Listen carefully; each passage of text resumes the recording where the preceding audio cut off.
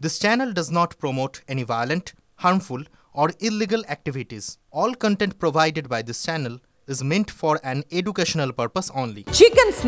Chicken স্নেকের নিরাপত্তা নিয়ে শিলিগুড়িতে উচ্চ পর্যায়ে বৈঠকে ভারতীয় সেনা, এনআইএ, রাজ্য পুলিশ, বিএসএফ, এসএসবি।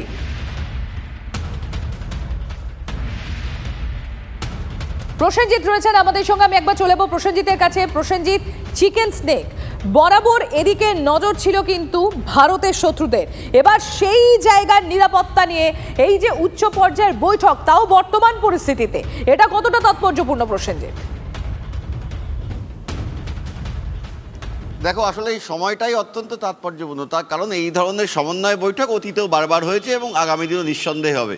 কিন্তু এমন একটা সময় এই বৈঠক হলো যখন একদিকে দিল্লিতে বিস্ফোরণ হলো, বারবার আমরা দেখছি উত্তরবঙ্গকে চিকেন স্নেককে টার্গেট করার কথা বলা হচ্ছে, রাজ্যে এসআইআর হচ্ছে, বাংলাদেশে অশান্ত পরিস্থিতি, সব মিলে সীমান্তগুলো অত্যন্ত স্পর্শকাতর। ঠিক সেই জায়গায় দাঁড়িয়ে শিলিগুড়িতে এই ধরনের বৈঠক, যেখানে একযোগে ভারতীয় সেনা, ভারতীয় বায়ুসেনা, অন্যদিকে বিএসএফ, এসএসবি, এর পাশাপাশি বিভিন্ন রাজ্যের ইন্টেলিজেন্স উইংগুলো, শিলিগুড়িতে বাংলার যে ইন্টেলিজেন্স উইং, সিকিমের যে ইন্টেলিজেন্স উইং, তারা, ফারাক্কা ব্যারেজ কর্তৃপক্ষ, ফলে এই উত্তরবঙ্গের বিভিন্ন গুরুত্বপূর্ণ ইনস্টলেশনকে রক্ষা করা এবং নাশকতা রুখতে কী কী পদক্ষেপ রয়েছে, আরও কী কী তাকে উন্নত করা যায় কিভাবে, সেই জায়গাগুলো একবার দেখে দিতেই কিন্তু এই ধরনের বৈঠক, যেখানে, যেটা আমি আগেই বললাম, একযোগে বিভিন্ন এজেন্সি যারা দেশের বিভিন্ন প্রান্তে বিভিন্নভাবে কাজ করে মানুষ এবং দেশকে সুরক্ষিত রাখে, প্রত্যেকটা বিভাগের কর্তারা কিন্তু এদিন বৈঠকে ছিলেন এবং একগুচ্ছ আলোচনা হয়, একগুচ্ছ সিদ্ধান্ত হয়। কিন্তু মুখে অবশ্য প্রকাশ্যে ক্যামেরার সামনে কোনো এজেন্সির কর্তারাই বলতে চাননি এই বৈঠকের নির্যাস কী। তবে যেহেতু চিকেন স্নেককে সামনে রেখে এবং এই এলাকাকে বারবার করে টার্গেট করা হচ্ছে, এর আগেও আমরা দেখেছি বিভিন্ন সময় বিভিন্ন জিনিস সামনে এসেছে, সেই জায়গায় দাঁড়িয়ে এই বৈঠক নিঃসন্দেহে তাৎপর্যপূর্ণ। ধন্যবাদ প্রসেনজিৎ, নজর থাকবে আমাদেরও।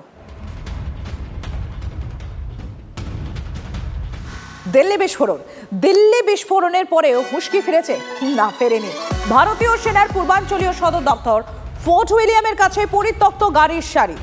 বছরের পর বছর ধরে ফোর্ট উইলিয়ামের কাছে রাস্তার ধারে পড়ে রয়েছে এই গাড়িগুলো। দেখুন, সেই ছবি দেখাচ্ছি আপনাদের।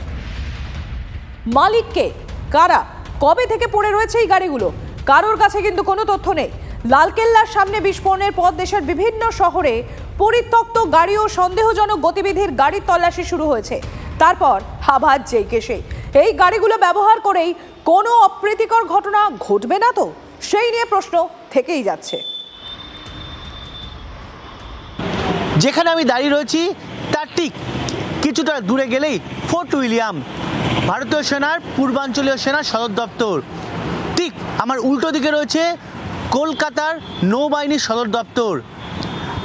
আমার আশেপাশে রয়েছে ভারতীয় সেনার একাধিক ইনস্টলেশন, অর্থাৎ যে এলাকা শহরের অন্যতম গুরুত্বপূর্ণ এলাকা হিসেবে বিবেচিত হয়, সেখানেই এভাবেই বছরের পর বছর একের পর এক গাড়ি দাঁড়িয়ে রয়েছে পরিত্যক্ত অবস্থায়। গোয়েন্দারা মনে করছেন যে এই গাড়িগুলোকে টার্গেট করা হয়, তারপর সেগুলোকে ব্যবহার করে কোনো না কোনো বিস্ফোরণে ব্যবহার করা হচ্ছে। মূলত কেন এই গাড়িগুলোকে অন্যত্র নিয়ে যাওয়া হচ্ছে না বা কেন এই রকমভাবে দাঁড় করিয়ে রাখা হচ্ছে, তা নিয়েও কিন্তু উদ্বিগ্ন গোয়েন্দারাও। এই গাড়িগুলো যে রাতের অন্ধকারে অন্যত্র অন্য কাজে ব্যবহারের জন্য নিয়ে যাওয়া হচ্ছে না, তার নিশ্চয়তা কোথায়? এই ধরনের একাধিক সন্দেহ তৈরি হয়েছে কলকাতা পুলিশের গোয়েন্দাদের মাথাতেও। এমনকি যারা মূলত তদন্তকারী হিসাবে দাবি করে নিজেদেরকে, তারাও কিন্তু এই ধরনের গাড়িগুলোকে নিয়ে নানান সংশয় প্রকাশ করেছেন। ক্যামেরায় তুষার ঘটকের সঙ্গে শান্ত ভট্টাচার্য, TV9 বাংলা, কলকাতা। দিল্লি বিস্ফোরণের পর কলকাতায় গাড়ি পার্কিং নিয়ে সতর্ক পুরসভা। সকাল 7টা থেকে 9টা পর্যন্ত রাস্তার ধারে গাড়ি দাঁড় করানো যাবে না, নির্দেশিকা জারি করেছে কলকাতা পুরসভা। বিস্ফোরণ হওয়ার পর পুলিশ কেন সক্রিয়, কোথায় আগাম সতর্কতা? প্রশ্ন মেয়রের। রাস্তা সাফাইয়ের সমস্যায় পড়তে হচ্ছে পুরসভার কর্মীদেরও। অবিলম্বে পুর কমিশনার সুমিত গুপ্তাকে নির্দেশিকা জারির নির্দেশ মেয়রের। পাশাপাশি শহরের পার্কিং থেকে আনআইডেন্টিফাইড গাড়ি সরিয়ে ফেলার নির্দেশও দিয়েছেন তিনি। বছরের পর বছর ধরে রাস্তায় পড়ে থাকা গাড়ির বিরুদ্ধে ব্যবস্থা নেওয়ার জন্য পুলিশ কমিশনারকে চিঠি দেওয়ার নির্দেশ দেন মেয়র ফিরহাদ হাকিম। দিল্লিতে দীর্ঘদিন পার্ক করে রাখা গাড়িতে বিস্ফোরক বানায় উমার। কলকাতার রাস্তায় দাবিদারহীন গাড়ি আর পার্কিং নিয়ে তাই উদ্বিগ্ন কলকাতার মেয়র ফিরহাদ হাকিম। মানে ঝাড়ুওয়ালা ঠিক আছে, বেলা করে আসে। এই একটু এখন যদি ঝাড়ুটা সাফা করলে কোনো গাড়ি নেই, এখন ফাঁকা পুরো লেট করে আসে, গাড়ি লাগে যায়, এই জন্য তারপর গাড়ি হাঁটতে যে ঝাড়ু মারে, দুবার করে পরিষ্কার করে রাস্তা। Maybe a little earlier, सुबह 5 बजे या 4:35 cleaning कराइए. That is the only way I see. Otherwise, once a day starts, then cleaning is not a problem because traffic बढ़ेगा, traffic कम नहीं होगा. আগে আমাদের এই দোকান খোলার আগে 9টা থেকে পার্কিং চালু ছিল। হ্যাঁ, তারপরে হঠাৎ করে কি বলবো, এই শর্মা দোকান খোলার পর থেকে গাড়ি ভিড় থেকে কর্পোরেশন থেকে কোন টাইম দেওয়া হলো? এই 7টা থেকে 7:10 থেকে।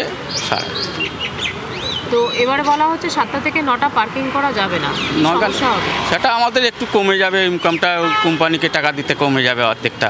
যেটা সবার জন্য হবে বাট প্রবলেম তো আছেই, গাড়ি তো সকালে লাগাতেই হবে। আজকে সার্কুলার পাইনি, আমরা জানি না, তা আমরা আলোচনা করব আমাদের কোঅপারেটিভে যারা পার্কিং এর আছে, তারা বললে আমরা আসবো না।